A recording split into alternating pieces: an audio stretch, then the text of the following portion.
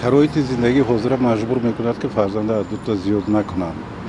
اینو بر سبب که این پدر مادر پیش از فرزند به دنیا آوردن باید فکر کند آنها را تربیت کرده میتوند یا نه. فرزند چقدر بسیار باشد هم قدرش خوبه. 4 تا اقلا 2 تا نه 4 تا اقلا فرزند داشتن در کاره. 2 تا پسر 2 تا دختر. به نقشه گیرم چون که دوره همین خیلی است.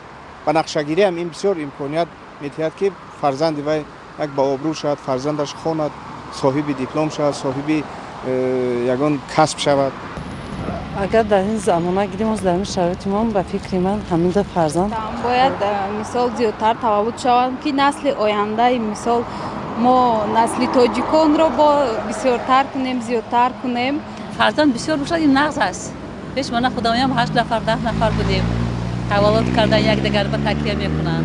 فرزند 3 تا 4 تا که چند قرم فرزند داد. 4 تا باشه خوبتر نسبت ایده کس. همین قرار فرزند تولد کردن در دست کی است در اویلا؟ در دست مادر باید باشد. برای که پدر دویم در کوشب مادر فرزند تربیت میکند.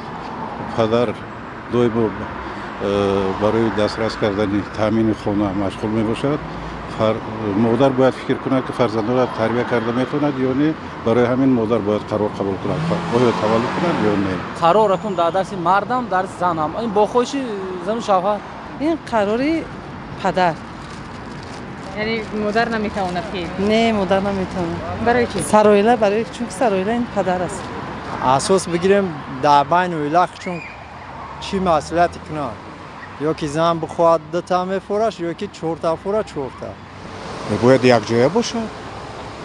این یک طرف نمیشه. صد افسوس که بعضی حالات ها در من همین وی مو نه که زن و مرد بلکه پدر و مادر خیلی که میگن که سرخشتومن اینجا به کماندیر